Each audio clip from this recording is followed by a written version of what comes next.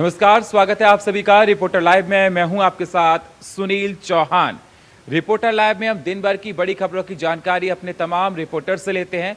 तो चलिए शुरुआत करते हैं रिपोर्टर लाइव की। बेंगलुरु में महाजुटान होने जा रहा है। विपक्षी पार्टियां वहां पर पहुंच रही हैं।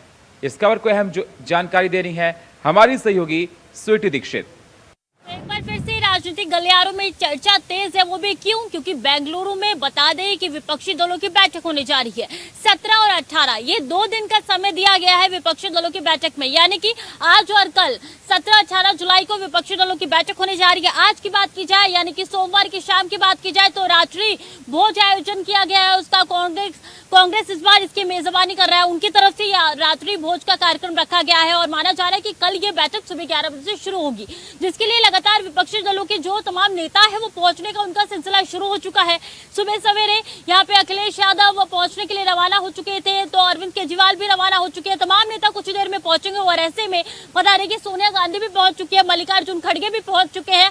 और बता दें कि कर्नाटक के सीएम द्वारा ये रात्रि भोज का आयोजन किया गया है। 26 ऐसे दल है विपक्षी दल जो कि इस बैठक में जुड़ेंगे और सब एक साथ आने वाले हैं और एनडीए को कड़ी टक्कर देने वाले। तो दूसरी तरफ देखिए, एनडीए भी लगातार बैठकों का दौर लगातार उनका जारी है। तमाम जो घटक दलों को वो एक साथ लेकर बैठक 18 तारीख को करने जा रही है, यानी कि कल का दिन काफी महत्वपूर्ण है सियासी गलियारों में।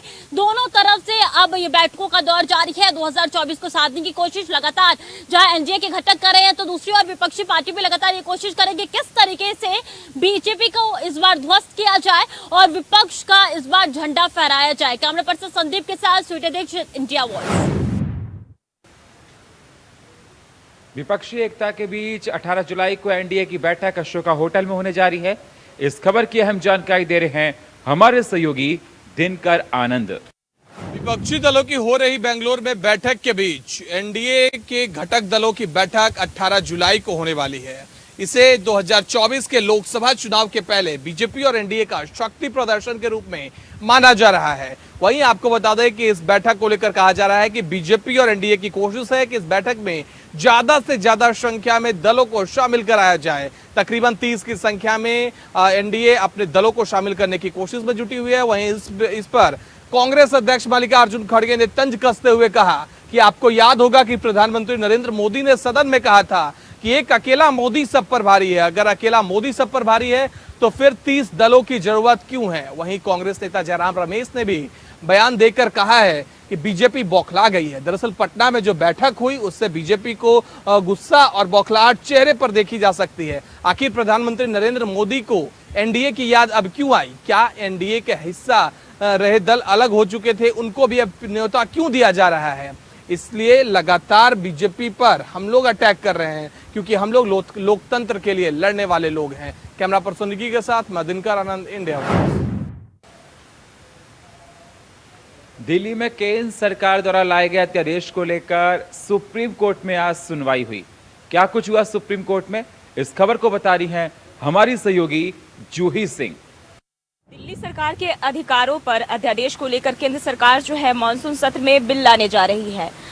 इसकी जानकारी सुप्रीम कोर्ट में जो है केंद्र सरकार की तरफ से दिया गया है। बता दें कि इस अध्यादेश जो है वो पहले ही जारी कर दिया गया था केंद्र की तरफ से। हालांकि अब एक बार जो है ये बिल पास कराए जाने की ओर जो है केंद्र सरकार ध्यान दे रही है। दरअसल दिल्ली में केजरीवाल सरकार बनाम उपराज्यपाल मामले में सुप्रीम कोर्ट ने दिल्ली सरकार के पक्ष में फैसला दिया था। इसमें निर्वाचित सरकार को अफसरों के ट्रांसफर पोस्टिंग का अधिकार दिया गया था। इसके बाद केंद्र सरकार राष्ट्रीय राजधानी सिविल सेवा प्राधिकरण बनाने का अध्यादेश लेकर आई। इस अध्यादेश को कानूनी अमलाजामा पहनाने के लिए 6 महीने में संसद से पास कराना जरूरी है। और ऐसे में केजरीवाल ने इस मुद्दे पर देश भर की विपक्षी पार्टियों से जो है नेताओं से मिलकर उनका समर्थन मांगा था। केजरीवाल ने इस मुद्दे पर कांग्रेस अध्यक्ष मल्लिकार्जुन खड़गे और राहुल गांधी से मुलाकात करने के लिए भी समय मांगा था। हालांकि कांग्रेस की ओर से समय उन्हें नहीं दिया गया था। तब दिल्ली और पंजाब कांग्रेस के नेताओं ने केजरीवाल को अध्यादेश पर समर्थन न देने की मांग की थी। दिल्ली कांग्रेस के नेताओं ने राहुल को संदेश भेजा था कि केजरीवाल पर भरोसा नहीं करना चाहिए और उनके साथ कोई गठबंधन नहीं करना चाहिए। इतना ही नहीं, दिल्ली कांग्रेस की तरफ से जो है अध्यादेश को लेकर पार्टी को ये सुझाव दिया गया था कि पार्टी को चुप रहना चाहिए, केजरीवाल सरकार का समर्थन नहीं करना चाहिए। कैमरामैन संदीप के साथ मैं जूही, इंडिया वॉइस। यूपी कैबिनेट के पूर्व मंत्री और सपा के सीनियर नेता दारा सिंह चौहान आज बीजेपी में शामिल हो गए। इस खबर को बता रहे हैं हमारे सहयोगी प्रियम पाठक। लोकसभा चुनाव 2024 को लेकर यूपी में सियासी पारा लगातार चढ़ता जा रहा है और इसी के चलते अब दल अदल बदल की भी कहीं ना कहीं तैयारियां जो हैं वो जोरों शोरों पर जो है होती हुई दिखाई दे रही हैं। और इसी के चलते एक तरफ जहां कल ओम प्रकाश राजभर एनडीए में शामिल हुए, वहीं दूसरी तरफ 2022 विधानसभा चुनाव में बीजेपी को छोड़कर सपा में शामिल होने वाले दारा सिंह चौहान ने भी आज बीजेपी का दामन थाम लिया। दारा सिंह चौहान ने प्रदेश अध्यक्ष भूपेंद्र चौधरी, दोनों डिप्टी सीएम ब्रजेश पाठक और केशव प्रसाद मौर्य की मौजूदगी में पार्टी की सदस्यता वापस से ग्रहण करी और उन्होंने कहा कि जिस तरीके से प्रधानमंत्री नरेंद्र मोदी के नेतृत्व में देश का विकास हो रहा है वो आने वाले दिनों में भारत को विश्व गुरु बनाकर रहेगा। इस बार उत्तर प्रदेश के अंदर 80 की 80 लोकसभा सीटों पर बीजेपी का कमल खिलेगा। जितने भी पिछड़े वर्ग के मतदाता हैं, जो दलित हैं, पिछड़ा वर्ग है, अल्पसंख्यक है, वो सब इस बार बीजेपी के साथ में आएंगे और इस बार एक ऐतिहासिक जीत बीजेपी को हासिल होने जा रही है। 2014 और 2019 के भी जो आंकड़े थे वो इस बार चुनाव में टूटेंगे। बीजेपी में उन्होंने फिर से विश्वास जताया है। उन्होंने कहा कि जिस तरीके से मोदी जी के नेतृत्व के अंदर देश का विकास हुआ है, देश के अंदर कई नए कीर्तिमान जो हैं वो स्थापित किए गए हैं। धरती से लेकर आसमान तक आज भारत की आवाज जो है वो पहुंची है और ये सब प्रधानमंत्री नरेंद्र मोदी के चलते ही संभव हो पाया है। तो कहीं ना कहीं जिस तरीके को लेकर अटकलें लगाई जा रही थी कि दारा सिंह चौहान ने विधानसभा की सदस्यता से इस्तीफा दिया, समाजवादी पार्टी से उन्होंने इस्तीफा दिया, उसके बाद माना जा रहा था कि वो बीजेपी का दामन थाम सकते हैं और आज उन्होंने अपने कई कार्यकर्ताओं के साथ में बीजेपी की सदस्यता को ग्रहण किया और उन्होंने कहा कि बीजेपी एक बार फिर 2024 में भी कमल जो है वो देश के अंदर खिलाने जा रही है और प्रधानमंत्री के तौर पर मोदी जी तीसरी बार शपथ लेंगे। कैमरामैन राहुल पाठक के साथ प्रियम पाठक, इंडिया वॉइस, लखनऊ। 2024 लोकसभा चुनाव को देखते हुए कांग्रेस ने अहम बैठक की। इस खबर की अहम जानकारी दे रहे हैं हमारे सहयोगी आशीष वर्मा। 2024 लोकसभा चुनाव को लेकर के सभी राजनीतिक दल की पार्टियां तैयारी करती दिखाई दे रही हैं। ऐसे में कांग्रेस पार्टी भी 2024 चुनाव को लेकर के जोरों शोरों से तैयारी करती दिखाई दे रही है। आज कांग्रेस पार्टी में एक अहम बैठक बुलाई गई। इस बैठक में कांग्रेस के प्रदेश अध्यक्ष बिजलाल छाबरी मौजूद रहे। हालांकि ये बैठक 2024 चुनाव को लेकर के मंथन किया गया। कांग्रेस पार्टी ने 50% पुराने कांग्रेस कार्यकर्ता और 50% नए कांग्रेस कार्यकर्ताओं को अलग अलग जिम्मेदारियां दी गई हैं। 2024 का चुनाव एक अहम चुनाव माना जा रहा है सभी राजनीतिक दल पार्टियों के लिए। ऐसे में कांग्रेस पार्टी भी अब पीछे कैसे रह सकती है। कांग्रेस पार्टी ने भी अपने अपने जो प्रत्याशी हैं, यानी कि ये कहा जा सकता है जो कार्यकर्ता है, उन कार्यकर्ताओं को अलग अलग जिम्मेदारियां देना शुरू कर दिया है। लखनऊ से आशीष कुमार वर्मा, इंडिया वॉइस।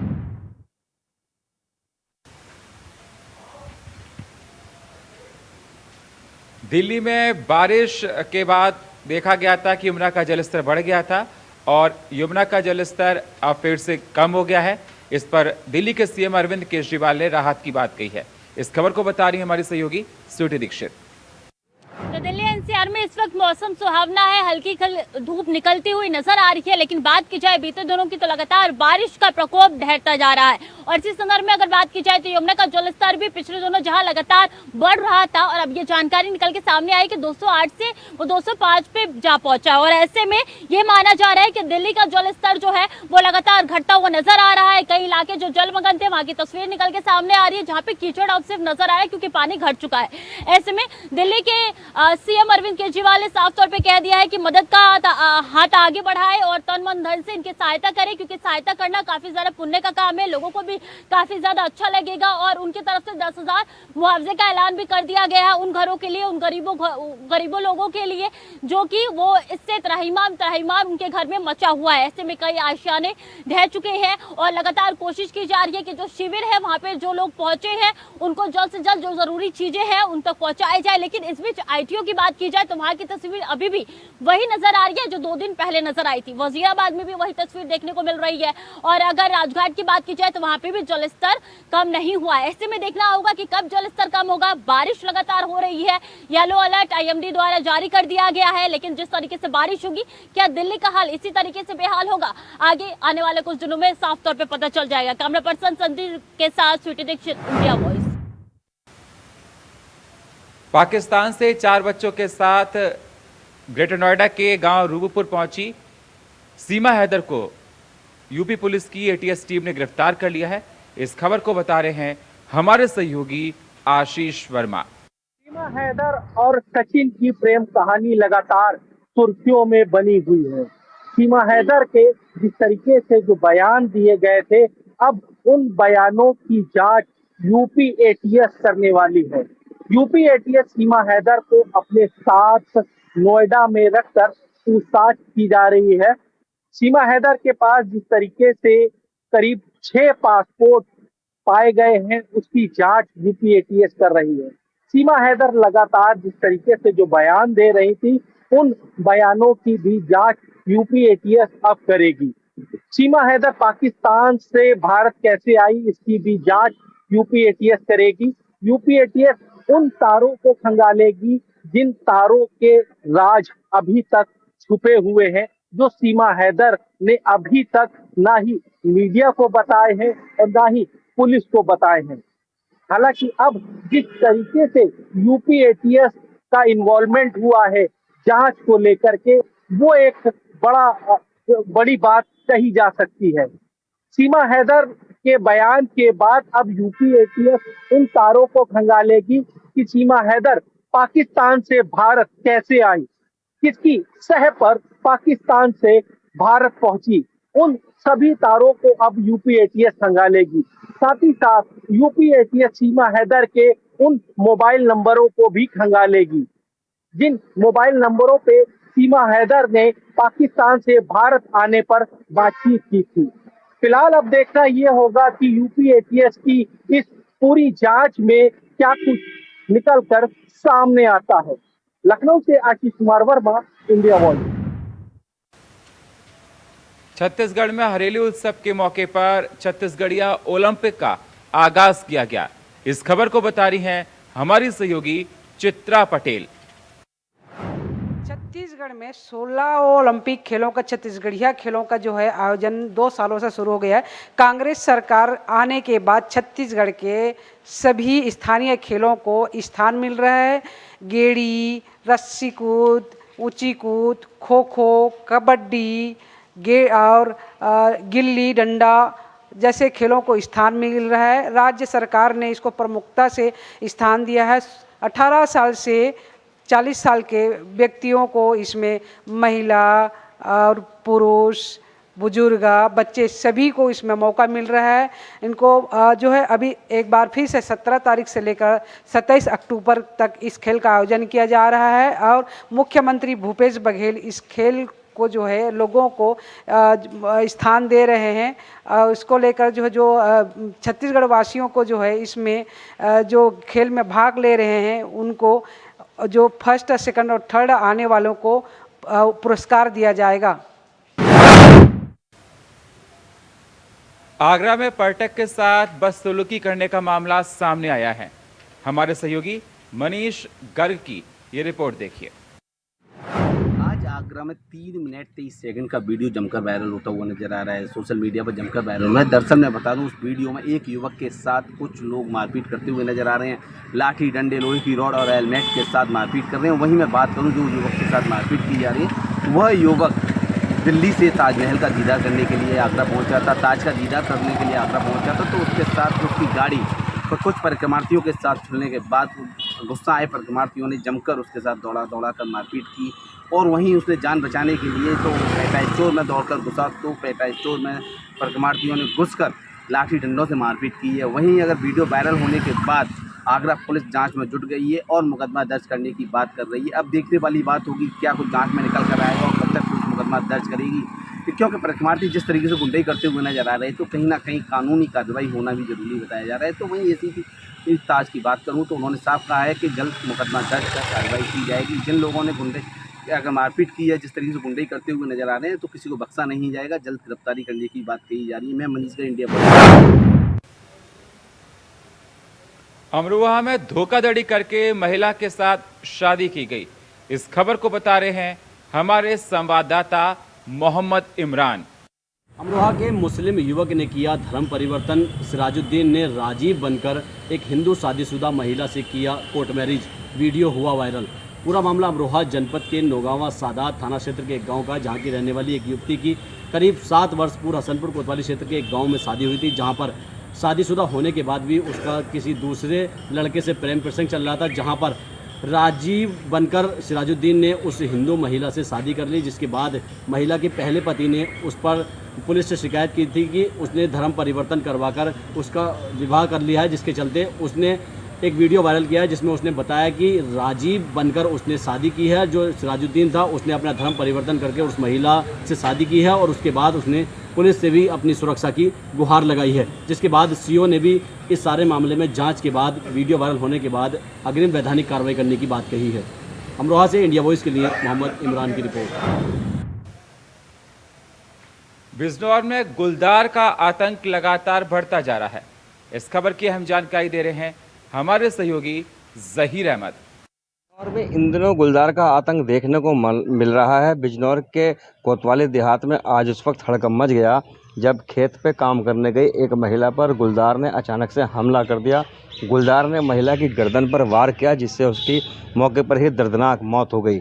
महिला की मौत से इलाके में हड़कंप मच गया। आसपास के सैकड़ों लोग मौके पर इकट्ठा हो गए।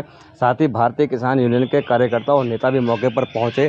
काफ़ी देर तक जब वन विभाग की टीम मौके पर नहीं पहुंची तो वन विभाग के खिलाफ किसान यूनियन के कार्यकर्ताओं ने जमकर के हंगामा किया। मौके पर पहुंची पुलिस और वन विभाग की टीम ने फिलहाल शव को कब्जे में लेकर पोस्टमार्टम के लिए भेज दिया और गाँव में पिंजरा लगाकर गुलदार को जल्द पकड़ने की बात की जा रही है। साथ ही अगर बिजनौर ज़िले की बात की जाए तो पिछले 8 महीने के अंदर गुलदार ने अब तक बिजनौर ज़िले में लगभग 8 लोगों की जान ले चुकी है। साथ ही 1 दर्जन से ज़्यादा लोग गुलदार के हमले से गंभीर रूप से घायल हो चुके हैं। बिजनौर से जहीर अहमद, इंडिया वॉइस। हापुड़ में रिश्तों को शर्मसार करने वाली घटना सामने आई है, जिसमें भाई ने भाई का ही कत्ल कर दिया है। हमारे सहयोगी शक्ति ठाकुर की आप ये रिपोर्ट देखिए। यूपी के हापुड़ में हुआ है रिश्तों का कत्ल। जी हां, आपको बता दें, नशे में धुत छोटे भाई ने अपने बड़े भाई की पीट कर कर दी है हत्या।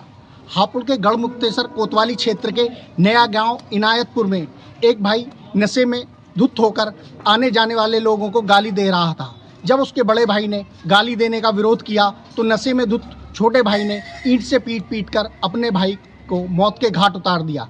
आपको बता दें, नया गांव इनायतपुर के रहने वाले महिपाल ने अपने छोटे भाई टीकम को जब इस बात का विरोध किया कि वो आने जाने वाले लोगों को गाली ना दे, तो छोटा भाई आग बबूला हो गया और अपने बड़े भाई महिपाल की ईंट से पीट कर हत्या कर दी। वहीं मौके पर पहुंची पुलिस ने आनन फानन में हत्या करने वाले छोटे भाई को गिरफ्तार कर लिया है और डेड बॉडी को कब्जे में लेकर पोस्टमार्टम के लिए भेज दिया है। कैमरामैन संजय कश्यप के साथ इंडिया वॉइस के लिए हापुड़। रायबरेली में सोमवार को अपर सचिव ने दौरा किया, इलाके का जानकारी ली, लोगों से बात की। इस खबर को बता रहे हैं हमारे सहयोगी राजू तिवारी। मुख्य सचिव IGRS जितेंद्र कुमार सिंह आज अपने 1 दिवसीय दौरे पर रायबरेली पहुंचे। आपको बता दें कि सबसे पहले उन्होंने बछरावा थाना क्षेत्र के अंतर्गत एक जो सरोवर था उसके सुंदरीकरण का जायजा लिया। उसके बाद एक विद्यालय का भी उन्होंने निरीक्षण किया। आपको बता दें, विद्यालय में चाक चौबंद सुविधा से लैस विद्यालय मिला, जिसकी उन्होंने सराहना भी की है। इसके बाद बचत भवन स्थित कलेक्ट्रेट स्थित बचत भवन में उन्होंने जिले के आला अधिकारियों के साथ में बैठकर एक समीक्षा बैठक की। समीक्षा बैठक में उन्होंने IGRS के निस्तारण और लोगों के निराकरण का त्वरित निवारण जो करने चाहिए थे उस पर उन्होंने फोकस करते हुए जिम्मेदारों को दिशा निर्देश दिया। और उन्होंने साफ तौर पर कहा है कि जिस तरह से शासन की मंशा है और जो सूबे के मुख्यमंत्री योगी आदित्यनाथ है उनके द्वारा जिस प्रकार से लोगों को हिदायत और जिस तरह से अधिकारियों को कहा जा रहा है कि त्वरित निस्तारण किए जाएं, लोगों की समस्याओं को त्वरित संज्ञान में लेकर उनका निवारण करें, तो उसी पर उन्होंने फोकस करते हुए जिला के समस्त विभाग के कर्मचारियों और अधिकारियों को निर्देशित किया है। इस मौके पर जिलाधिकारी माला श्रीवास्तव और जितने भी जिले के आला अधिकारी हैं वो उनके साथ में मौजूद रहे। आपको बता दें इसके बाद उन्होंने उद्यान भवन में हो रहे निर्माण का भी निरीक्षण किया, वहां पर भी उनको संतोषजनक कार्य देखने को मिला। तो इस तरह से रायबरेली जिले का मुआयना करने और रायबरेली जिले में जिस तरह से व्यवस्थाएं चल रही हैं और विकास कार्यों की रफ्तार है उसका जायजा पूरी तरह से अपर मुख्य सचिव जितेंद्र कुमार ने लेते हुए बताया है। मीडिया से रूबरू भी हुए, उन्होंने कहा कि जिले में सभी कार्यों का जो चल रहा है विकास का रफ्तार है वो ठीक ठाक है और संतोषजनक है। तो इस तरह से जो अपर मुख्य सचिव का दौरा था वो उनके मनसानुरूप संतोषजनक देखने को मिला। Raju Tiwari, India Voice, Raebareli. सावन के दूसरे सोमवार पर बाबा विश्वनाथ के मंदिरों में वाराणसी पर भक्तों की लंबी लंबी कतारें देखी गईं। इस खबर की अहम जानकारी दे रहे हैं हमारे सहयोगी विकास चौबे। आज सावन का दूसरा सोमवार है और एक सुबह से ही भगवान बाबा विश्वनाथ को समर्पित काशी विश्वनाथ ज्योतिर्लिंग में भक्तों का तांता लगा हुआ है। एक सुबह से लगातार भक्त आ रहे हैं और देश के कोनों कोनों से जो है लगातार अपनी अर्जियां लगा रहे हैं। इसी बीच कुछ भक्त हैं हमारे साथ जिनसे हम बातचीत करना चाहेंगे और जानेंगे कि इनको कैसा लगा मंदिर में आकर। कहाँ से आए सर आप? हम लोग कलकत्ता से आए हैं और बहुत ही बढ़िया लग रहा है बनारस आके। दर्शन किया आपने? दर्शन अभी बाकी है, हो जाएगा थोड़ी देर में। क्या उम्मीद है, कैसा क्या अर्जी लेके आए हैं बाबा के पास? अर्जी कुछ नहीं है, बस ऐसे ही आ गए। आप सर? बस दर्शन करने आए हैं, बस अच्छे से दर्शन हो जाए और वापस अपने घर चले जाएंगे। फर्स्ट टाइम आए हैं काशी विश्वनाथ दर्शन करने यहाँ बनारस। कैसा लग रहा है यहाँ का माहौल? माहौल तो सुपर्ब लग रहा है, मतलब अद्भुत लग रहा है एकदम। तो क्या कुछ सुना था आपने काशी नगरी के बारे में पहले? क्या यहाँ के दर्शन, यहाँ भोलेनाथ का दर्शन करना चाहिए और वो भी अभी सावन के महीने में, तो इसलिए सावन के महीने में दर्शन करने आए हैं। अच्छा, भीड़ लग रही है आपको? भीड़ नजर ऐसा भीड़ तो नजर नहीं आ रही है, ठीक है। अब मंदिर में आया थोड़ा तो भीड़ लगेगा और प्लस मंडे है आज, जो आज दिन होती है जल चढ़ाने की, तो आज भीड़ तो थोड़ी बहुत है ही। तो बिल्कुल देखिए भीड़ तो लगेगी ही क्योंकि आज मंडे है और यही बात है कि सुबह से ऐसा आंकड़ा लगाया जा रहा है कि तकरीबन 8 से 10 लाख भक्त जो है दर्शन करेंगे। और परिचय बताइए। मनोज राठी, कलकत्ता से आए हैं हम लोग। सब इतने दूर से आए हैं कोलकाता से, क्या कुछ सोच रहे हैं काशी विश्वनाथ कॉरिडोर? मतलब विश्वनाथ जी की जितनी प्रसिद्ध है उस हिसाब से हम लोग उसी को देखने के लिए आए हैं। बनारस काशी विश्वनाथ की प्रसिद्धता बहुत है। कैसा लग रहा है यहाँ सुरक्षा? बहुत ही अच्छा, बहुत ही अच्छा। मतलब सुना है, जितना सुना है कि काशी इन 4-5 सालों में खूब परिवर्तन हो गया।